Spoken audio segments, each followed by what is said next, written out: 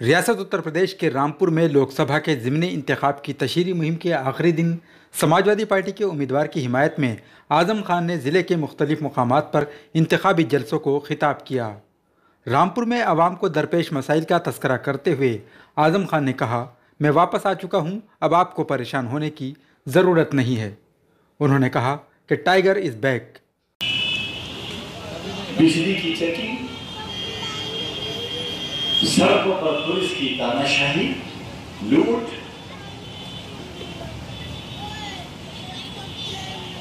سب کچھ کم ہوگا، رکے گا بھی انشاءاللہ، بہت کچھ کم بھی ہوا میرے آنے کے بعد، اور کم ہوگا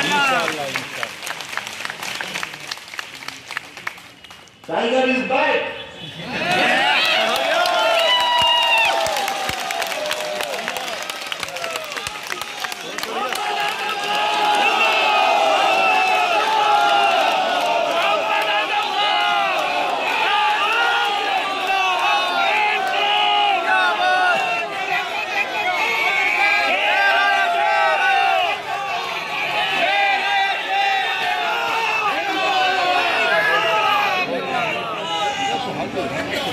ساتھیوں، کیا اظہاری جان کی کوئی قیمت ہے؟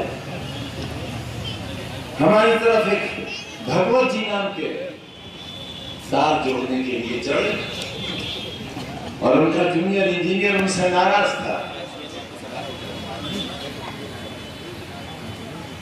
مگر بہت بڑا شٹ ڈاؤن دیا ہوا تھا، لیکن کیونکہ افسر ایک ناراض تھے لہذا شٹ ڈاؤن اٹھا دیا گیا اور وہ شخص زندہ شخص موت لے کر نیچے لگا اور سر کے ٹکڑے ہو گیا، بھیجا باہر نکل گیا۔ 2 دن پہلے پھر یہی ہوا۔ کیا آپ کی سرکار ہوتی تو ایسا ممکن تھا؟ کیا افسر صاحب کے ہتھکڑی نہ ڈلتی ہیں اور جیل نہ جاتے اور 302 کے ملزم نہ ہوتے ہیں؟ لیکن یہی بجلی وبھاگ جو روز لوٹتا ہے آپ کو، روز آپ کے گھر کی دیواروں پر سیڑھیاں لگاتا ٹوٹتا ہے، اسی بجلی وبھاگ نے 2 لوگوں کی جان دے دی ہے۔ نہیں چلے گا بہت زیادہ۔ 23 تاریخ کو آپ فتح کا پرچم 26 کو لہرا دیجئے، بہت کچھ رکا ہے، انشاءاللہ سب کچھ رکے گا۔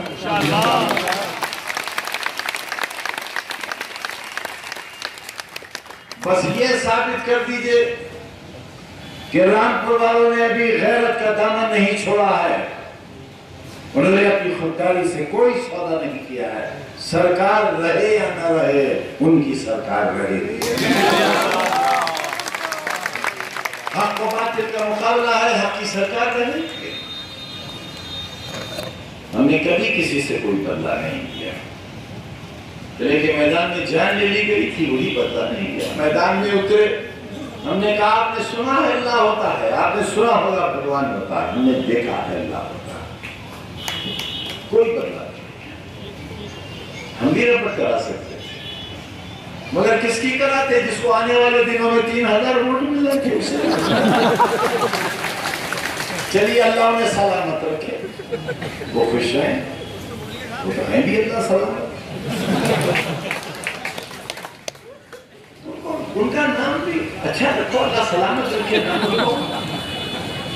اور وہ بڑی بھی جو قبر میں پیر ہلا رہی ہیں، بجائے اس کے کہ کچھ توبہ تلہ کر لیں، حج کو چلی جائیں، عمرے کو چلی جائیں، نجف چلی جائیں، اپنے اجداد کی قبروں پر فاتحہ پڑھ لیں، بیساکھی پر آ گئی ہیں، مگر ضد یہی ہے کہ یونیورسٹی کو سرکار لے لے، کیونکہ یہ آپ کے مستقبلوں کے ہمیشہ سے دشمن ہے، آپ کے بچوں کے کل کے دشمن۔ کل بھی انہوں نے آپ کے ہاتھوں سے مولانا محمد علی جوہر کے پیروں میں بیڑیاں اور ہاتھوں میں ہتھکڑی ڈال کر کل بھی قلم چھینا تھا، آج بھی قلم چھیننا چاہتے ہیں، لہٰذا ان سازش کرنے والوں کو کبھی کم مت آنکنا، ان کے سر پر ڈنگ کبھی مت نکلنے دینا، کیونکہ بچھو کی فطرت ڈنگ مارنے کی ہوتی ہے۔ میں آخری لطیفہ سنا کر بات ختم کر دوں گا، ابھی 2 منٹ باقی ہیں۔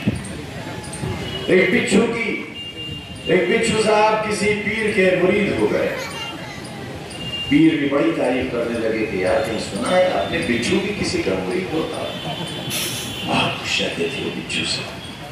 बिच्छू भी बड़ा मुतासिर था पीर से। बिच्छू को अल्लाह ने अकल दी, शऊर दिया, एहसास दिया कि चलो आओ आखिरी वक्त में हज कराएं। चुनाचे बिच्छू ने इरादा किया कि हज किया जाए, और जब हज का इरादा कर लिया तो ये भी नियत थी कि पीर से मिल लिया जाए। पीर के पास गए और कहा कि पीर, अल्लाह ने ये तौफीक दी है कि मैं हज करा, आप जरा मेरे सर पर हाथ रख दीजिए अपनी शफ़क़त का। लिहाजा पीर ने जैसे ही शफ़क़त का हाथ रखा, बिच्छू ने डंक मार दिया। पीर ने कहा सब कुछ बदल सकता है लेकिन फितरत नहीं बदल सकता। हुज़ूर अकरम ने फरमाया है कि पहाड़ अपनी जगह बदल सकता है लेकिन कोई शख्स अपनी फितरत बदल दे इसका यकीन मत करता। लिहाजा ये खानदान, ये महलों का खानदान सब कुछ बदल सकता है, फितरत नहीं बदल सकता। देखो ना हामिद मंजिल का रंग क्या हो गया, भगवा हो गया। पहले अंग्रेजों के सामने झुका करते थे, अब इनके आगे झुकते, इनका तो काम ही झुकना। अल्लाह वाज़ेह रहे कि साबिक़ वज़ीर और कांग्रेस रहनुमा नवाब काज़िम अली ख़ान उर्फ नवेद मियाँ आज़म ख़ान की मुखालिफत में बीजेपी के उम्मीदवार की हिमायत कर रहे हैं। यही वजह है कि आज़म ख़ान भी अपने इंतखाबी जलसों में नवेद मियाँ को अपनी सख्त तनक़ीदों का निशाना बनाने का कोई मौका नहीं चूक रहे हैं। ETV भारत के लिए रामपुर से अबुल कलाम।